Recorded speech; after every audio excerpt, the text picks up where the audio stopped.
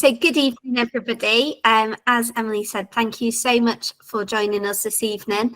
I know where I am, it's not been the best weather. We've had a bit of snow today, so hopefully everyone's holding out okay, keeping nice and warm. And this evening, we're going to be discussing growing your tuition business. Now, hopefully you're not expecting one answer that will tell you exactly how to do this, because I think the most important thing to take away from tonight's session is that how you grow your business might be completely different to how somebody else grows theirs, but that doesn't mean you're doing something wrong. It's your business, and it's about you finding what's right for you and what works for you in your business as well. So please don't feel, if you've already started growing your business and it's an idea that isn't discussed in the session this evening, please don't feel that you're doing something wrong. There is no right or wrong way for you to run your business. It's what works for you, and a lot of what you're doing is about making it work and making things beneficial for you. There are lots of reasons why you'll have started tutoring, and for lots of people, one of those main reasons is work-life balance and being able to work flexibly, however works best for you. So I'm not going to tell you there are certain things you have to do to grow your business. It's up to you what works for you and what you think you might like to give a go. So what we are going to cover, if anyone here this evening is just starting out with their business, we're going to look at the initial stages of growing your business. If you are a little bit further along in the process, please don't worry, because we will look at some other areas, but also those initial stages are so important because you can repeat them at any time.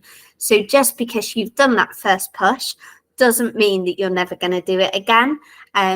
It might be that you pick things up again at a later point in your business, or you look at actually recapping things and doing things slightly differently to how you did them before, but using lots of the same ideas. We're also going to think about long-term plans for your business and how having those plans can help you to reach those goals. If you don't know where you want to get to, you're going to struggle to get there. So thinking about what you actually want to achieve in your business. And then from that, we'll think about the different ways you can grow your business. So as I said, this will differ for everybody. It might be that what works for someone else doesn't work for you. So we'll then think about making the best decisions for yourself. Whether growth is important for your business, which if you're attending the session tonight, I'm going to assume the answer is yes. But actually sometimes, is growth the right thing, or is it the right thing now? And it might be that it's something that's right in the future, but actually not something that you want to do right this second. So we'll have a look at that. And then what growth looks like for your business and for you, because this could look very different depending on what point you're at, or just thinking about what your goals are for your business. So there will be time to reflect during the session as well. If you want to put any messages or any comments in the chat, feel free. As Emily said, she will be collating any questions that come through. But also, if someone asks a question and you feel you can support them with that as well, please feel free to support each other. And that's one of the great things about tutoring, is being able to give each other that help and advice and support as well. So starting with initially growing your business, starting your business or starting any new business, it is hard. If you've already been through that, you've probably experienced different challenges. You've probably had moments where you think you can't do it, but you can. And growing your business is hard too. You'll be doing things that are new. You'll be trying things that you haven't tried before. So it's absolutely fine that not everything's going to work out, but being patient and keeping these things in place can really help you to get what you need and where you want to be with your business. So one thing that is important always, but especially when you're trying to grow, is marketing. So having that marketing plan in place, knowing what you're doing for your marketing, whether this takes place online or in a face-to-face setting, how are you going to market your business and make sure people know about what you're doing? Because you're never going to grow if you're not telling people what you're doing. No one will sign up to your sessions if they don't know they exist. So marketing yourself and marketing new ideas is the best way for you to have that growth. Having a plan is something else that's really important. So if you're trying to grow your business, you need to be clear in what you're trying to achieve. If you don't know where you want to get to or how you're going to get there, your customers will struggle to get on board with your message. Whereas if you can tell them exactly what you're doing, why you're doing, what the impact is going to be, then they're much more likely to get involved with what you're doing and be enthusiastic about it as you are. For example, if you're wanting to offer more online tuition sessions to free yourself up a little bit more time, people might not initially feel that online tuition is right for them. But actually, if you've got a clear plan of how your sessions are going to work, how these are going to be beneficial for that family and for all the families you work with, then they're going to be, they trust you a lot of the time. They're putting their trust in you for their child's progress. And also they're putting their trust in you as a business. So they believe you if you tell them that this is something that's positive and it's something that's going to be good. So as part of having that clear plan, creating a strategy can help you to keep sight of it. Now, when you're trying something new, whether it's growing in the early stages or as you're expanding, as you have tutored for a little while, it's easy to get caught up in what you're doing and really focus on certain things. And actually, maybe your time isn't quite balanced. So having that strategy in place can help you always relate and remind yourself of what you're trying to do and what you're trying to achieve. It's so easy to get hung up on the things that maybe don't go right, or if something does go right, to just keep going with that. And although you do want to keep working with the things that are positive, actually it's important to remind yourself of where you want to get to, because the small details can become big things that then end up becoming blockers or barriers to you getting where you want to be, because you've become really focused on that little thing that's happened. And when you're creating your strategy, think outside the box. So when you're growing your business, whether it's initially or whether it is at a later date, you might want to try something new. You might have an idea that you think is a little bit out there. You've never heard of someone doing it before, but maybe it's a great idea. Just because it's not been done by somebody else doesn't mean that it isn't a valid idea. You can try different things. And I think being brave enough to try something different is often where the real big moments of growth happen. When you step outside your comfort zone as well, it's really easy to stay in that environment where you feel safe, where you know what you're doing. But when you push yourself, when you try something different, that's where those big opportunities come alive, really. And then the final point on this side is just don't give up. And running a business, as we said, starting a business, running a business, it's hard work. And sometimes things will happen that make you think, I can't do this. Why did I think I could set up a successful tuition business? This really isn't for me. But actually, those are the times when you're probably going to learn the most about yourself and about your business. Because when things go wrong, it gives you that opportunity to reflect and to think, is it anything I did? Was it something in my control? And actually, it might be still that you've had that great idea, but you're doing it at the wrong time of year. If you're trying to push some SATs workshops for children who will be sitting their SATs, and maybe you're doing it the week after SATs have just taken place. Many people aren't quite in the mindset for it at that point. You've got children that have just sat their SATs, they're done, they're ready to switch off from that. And the children that are going to be doing it in the following year aren't quite ready yet to start with that. So just because something doesn't work doesn't mean it was a bad idea.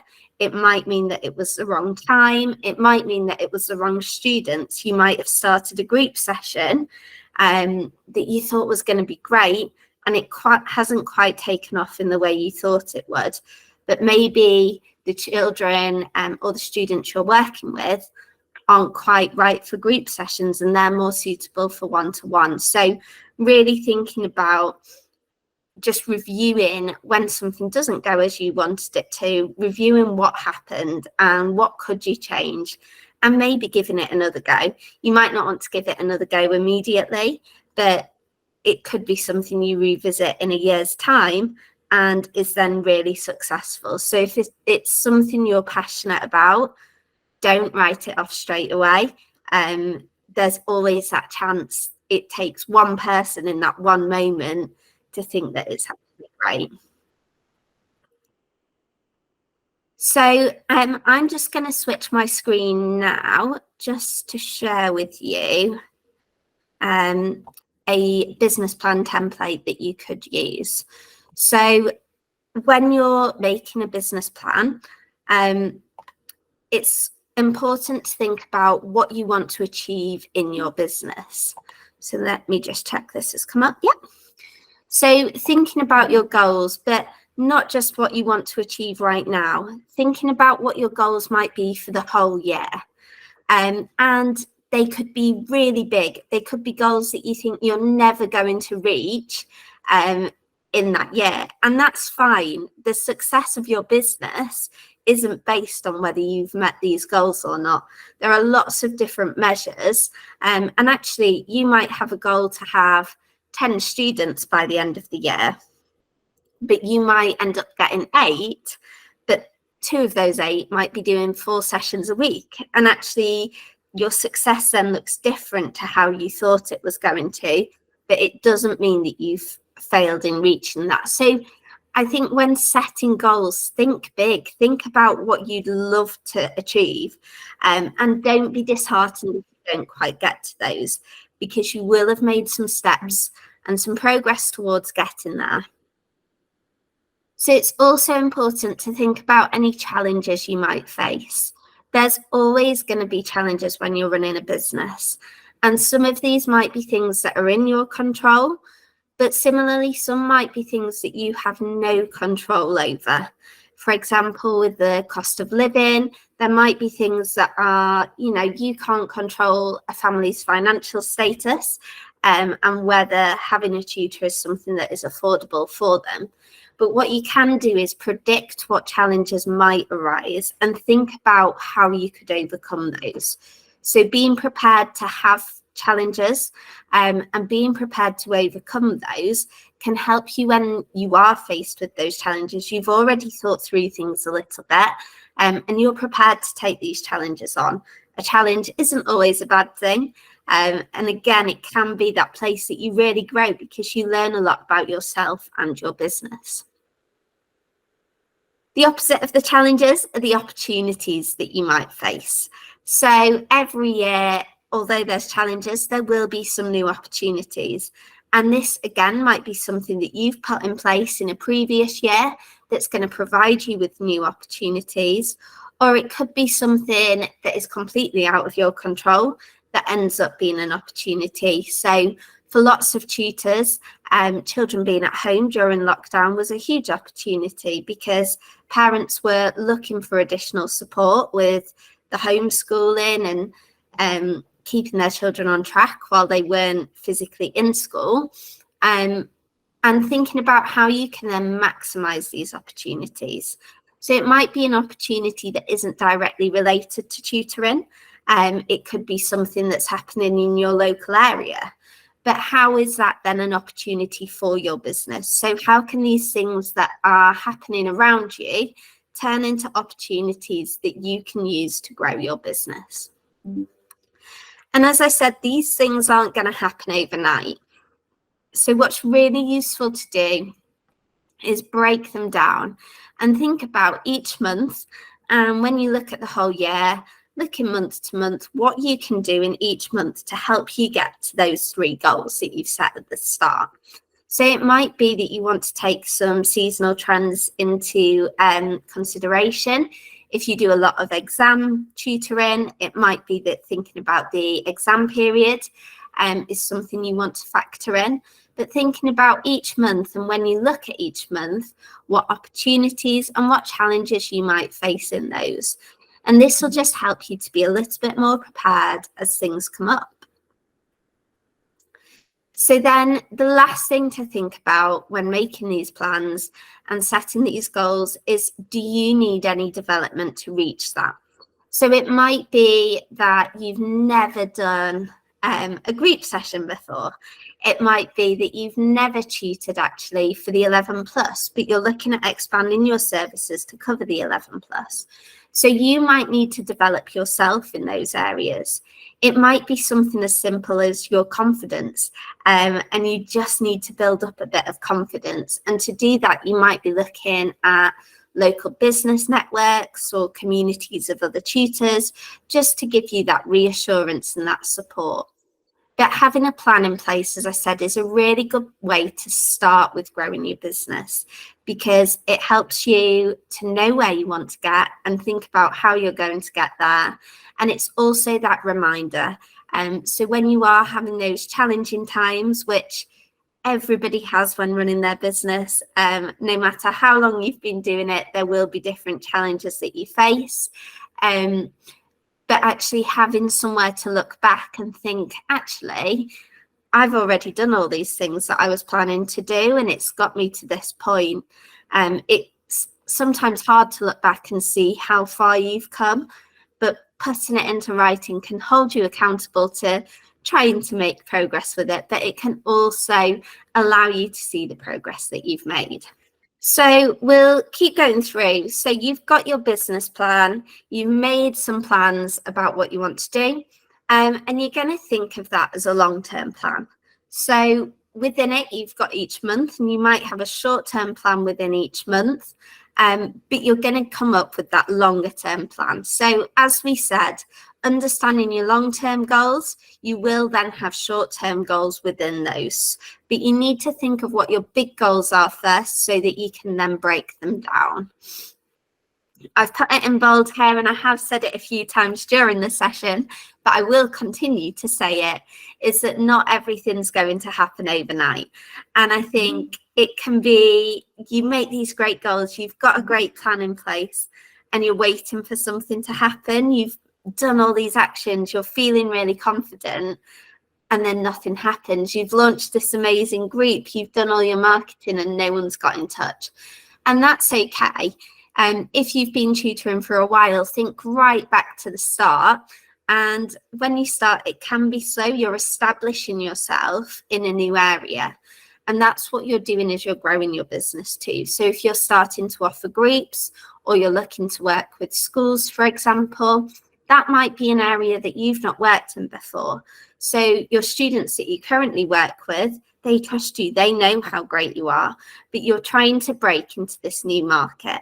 And every time you're trying to reach a new market, it's a little bit like starting again. So please don't worry if it doesn't happen immediately.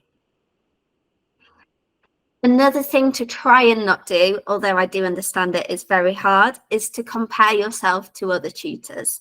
So you might see another tutor that started at a similar time to you, and you know that they started around the same time, and they've made loads of decisions, and their business, in your opinion, is doing loads better than yours. And you think, what are they doing? How are they growing so quickly when I'm here and I'm struggling? But what you don't know is they're probably looking at you or looking at someone else and thinking exactly the same. And everyone's got to run their own race. So don't try and compare yourself and think that what you're doing is rubbish just because somebody else's path is going differently. Your business is your business. And you shouldn't feel pressured to do something at a certain point because someone else is. So when we talk about growth, there are so many different ways that your business can grow that we will have a look at.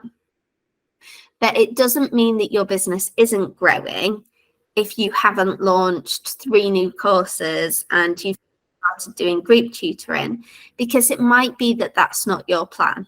So just because you see someone else offering groups, if that's not something you ever want to do with your sessions, you don't need to offer those groups. There are other ways that you can try and grow your business, and there are other opportunities that might be better suited to you and your style.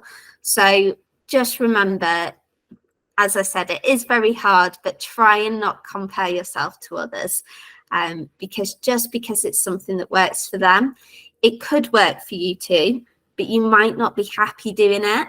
And the biggest thing that I want you to take away is to be happy in what you're doing. Enjoy running your business and have that moment of joy when you're running your sessions.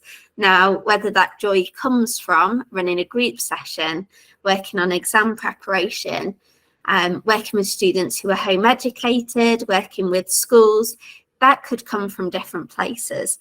And it might come from different places for you at different points within your business. But they don't all have to come immediately, and they don't all have to come at the same time as everybody else, because it won't be everybody else, even if it feels as though everybody else is doing something that you're not. So these, sorry, they're a little bit faint, but I will go through them all. So we've got some different ways that you can grow your tutoring business. And as I said, it might be that some of these aren't for you. It might be that you don't want to do them. And if it's not something you want to do, then don't pursue it. Don't look at it. If it's not something that would make you happy in your business, it's not the right decision for you. So the first one is building up more students. And to do that, there are different ways you can do it. You could build up by offering a new age group. So if you tutor students who are in year 6 preparing for their SATs, lots of parents after SATs are thinking about that transition to secondary school. And lots of tutors actually end up tutoring children in year 7, even though they may not be the most comfortable with that, because these children have just finished year 6 and they're looking for that consistency. And actually, more than the content that you're covering, having that familiar face as they go through transition, as they start secondary school, you know, knowing that you're there when you've been on this journey with them through primary can be a lot more reassuring, and that can really help. So you might need to upskill yourself to do that.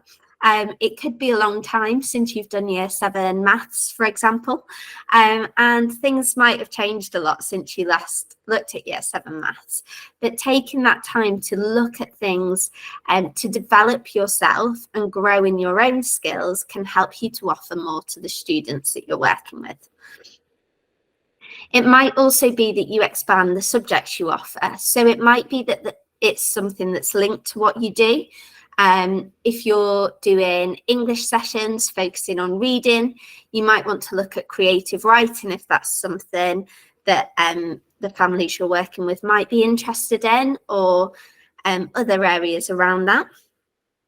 For some people, starting group tuition might be what's right for them. So groups don't work for everybody. It's not something that everybody wants to do, but it often feels like the easiest way to grow your business. And you can work with more children in the same amount of time if you're offering groups. But if it's not something you want to do, and if it fills you with fear, then you're going to regret your choice to start those groups. So really think about if it's something that's going to work for you and how that would work for you.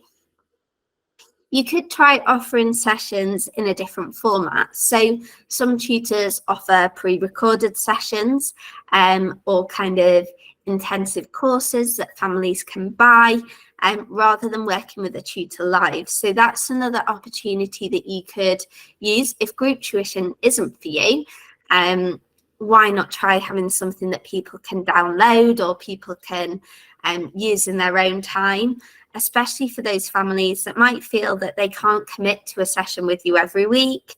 You know, they've got a busy timetable, they've got loads of activities on after school, and they feel like they can't commit to those sessions. You might also want to adjust your timetable.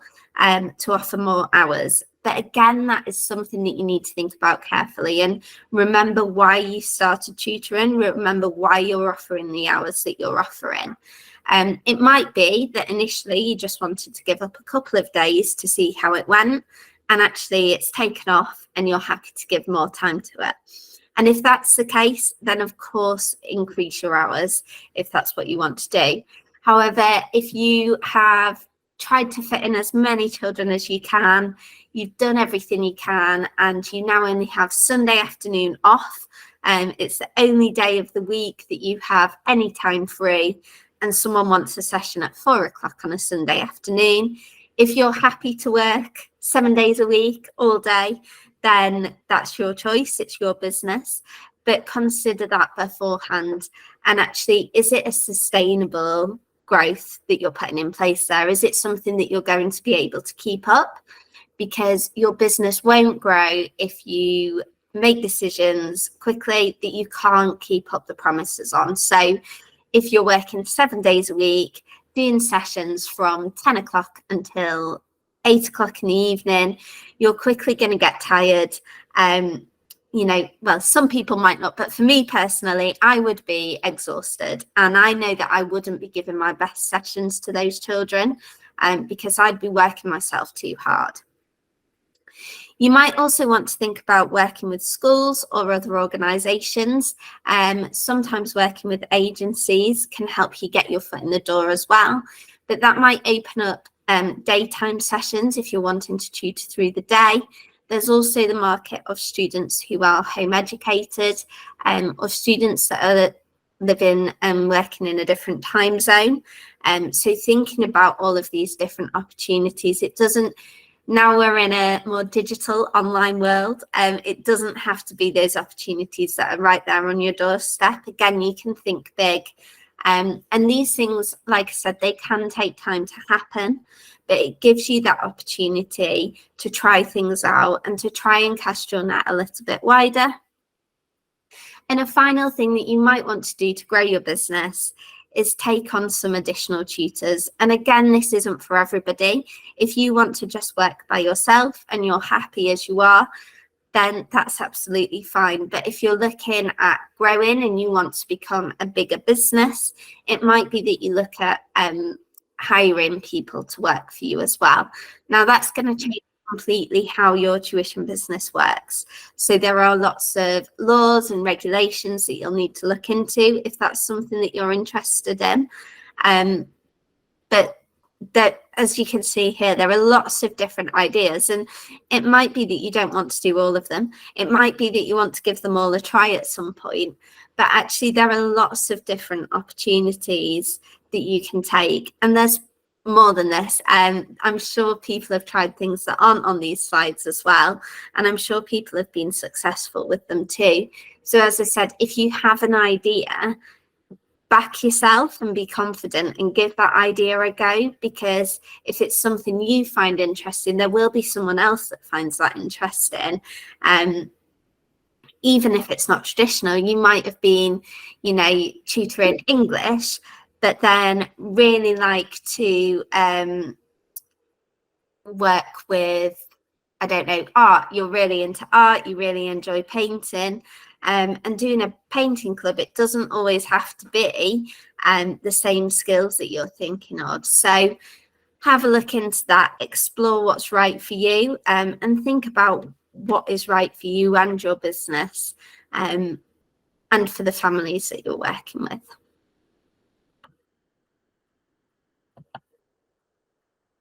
So you've got all of these options. There are so many things you could do, but you need to make the best decisions for your business. And your business is you, essentially. You are the person running your business. You are the person that it will impact. So you want to make sure that you run it exactly how you want. So we've just got a few things here to remember and to remind yourself of when you're thinking about growing your business and how you want to grow your business. So the first thing to think about is, why did you choose to start your own business? Now, if you chose to start your own business to work less hours, then you probably don't want to be increasing the hours that you offer for tutoring. And thinking about why you started and what your purpose was originally, that'll help you to really think about what's right for you and make sure that you're picking those sustainable options for you that you can continue to work with as you grow. Think about how these new plans fit into your long-term goals. So we looked at the business plan and you'll make these long-term goals, but actually you might be thinking more than a year ahead. You might be planning for the next 5 years or the next 10 years. And one of your goals might be to be able to retire at 50 and never work again. And if that's your goal, that you don't want to be working past that point, what do you need to do to help you to get there? And think about, is this plan going to be something that contributes towards that? Is it going to help? Or actually, in the long run, is it going to be something that holds you up from getting to where you want to be? Because you can sometimes have great ideas that are completely unrelated to what you're doing. I'm sure you've got lots of great ideas, but it can be easy to spread yourself too thinly and to try and do too many different things. So I'd recommend thinking about how it fits into your plans. Is it going to have an impact, and what that impact will be kind of in the short run and in the long run as well? And then, does it fit for you right now? So if you're thinking of offering online tuition to expand how many hours you can do, you can fit in a few more hours. Because you're not traveling. Does that work for you right now? You might live somewhere quite remote with really poor internet signal, and if you can't get your internet and your Wi-Fi set up to support the online sessions, that's not going to be something that fits for you right now. However, it might be something if you know that the village you live in is getting an upgrade from the internet provider. It might be something that you can look to factor in 6 months' time. So as we said earlier, just because it doesn't work now doesn't mean that it won't work in future. But think of the timing that you're doing things as well, because the timing is one of the most important things really in whether this is going to work out for you or not. So as we said, it can be really easy to get caught up in your plans. When things are exciting and you're excited about it, it's so easy to try and do everything in one go and get carried away and be really excited. And I'm not saying you shouldn't be excited about trying these new things, but it's important to be realistic and take things one step at a time and work at it a little bit at a time. And that will be much more beneficial in the long run. You're going to have thought these things through properly, you're going to be considered, and you're going to be ready to take those next steps. So we're going to have a little bit of time now, just a few minutes to reflect. I will continue to talk, but just make some notes. Think about why growth is important to you at this point in your tutoring journey. It might be that you're new to tutoring, so you're wanting to grow because you're just starting out. It might be that you're looking for new opportunities and new ways to grow your tutoring journey. But why now? Why is it this point in your journey that you're wanting to grow? As we said, the timing of everything is really important as well. And actually, if you don't feel secure in the steps that you've got in your business now, trying to add something else on top of that and add another layer to your business is going to make things much harder for you, especially in the short term. And personally, for me, I know that I would like to master one thing at a time and feel that I'm doing something really well before I add that next level to it. For some people, they love to give everything a go and see what works for them, and then they'll just stick with some of those ideas. And if that's you, that's also fine. You don't need to do things the way that someone else would. But really consider if now is the right time for you to grow. If it is, then great. Think about what opportunities are right for you right now. But if it's not the right time for you at this exact point, that doesn't matter. It doesn't mean that your business isn't going to grow. It just means that it might be something that you want to revisit in 6 months' time instead. And then another thing just to consider is, after we've looked at all of those different opportunities, what does growth look like to you in your business? So is growth for you working with more students? Or is growth for you actually working less hours? So it could be that growth for you is to move to those group sessions where you can work with the same amount of students but in less time, or switch some of your sessions to online. If you're commuting half an hour to go and work with a student, it might be that you're wanting to move them online so that you can fit in more sessions then throughout the day, maybe with people that live closer or with other students who are willing to work online. So remember that growth doesn't have to look the same for you as it does for somebody else. There are so many different ways that your business can grow. And actually, your business being a successful business for you could look completely different to somebody else's. And if for you, a successful business is tutoring 2 children per week, and that's all that you can fit in, and that's all that you want to do, don't feel pressure that you should have 40 children that you're working with, because actually you've got your business ideals and what works for you. And it's really important to keep those in mind with everything that you're planning for your business. So always keep what you want at the heart of your business as that main focus. It might be, I know for lots of us, tutoring, your main thing is to help the children that you're working with. And if you're spreading yourself too thinly, are you able to help them to the best of your ability? Do you feel that they're getting the best out of their sessions? And actually, if you're compromising that, you're compromising what you're offering and why you started. So always remember why you started, what your goals are, and how you want to get there. But that is everything that we're going to cover for this evening. As I said, I unfortunately can't tell you one magic way to grow your business that is going to work for everybody. It isn't a one-size-fits-all approach. It's your business is unique to you as an individual, and also the students that you're working with. And it might be that sometimes the students you work with change the direction in which your business is going. And there are often unexpected areas that you might not have known you had an interest in. And you suddenly work with one student who really inspires you. So your path can always be changing.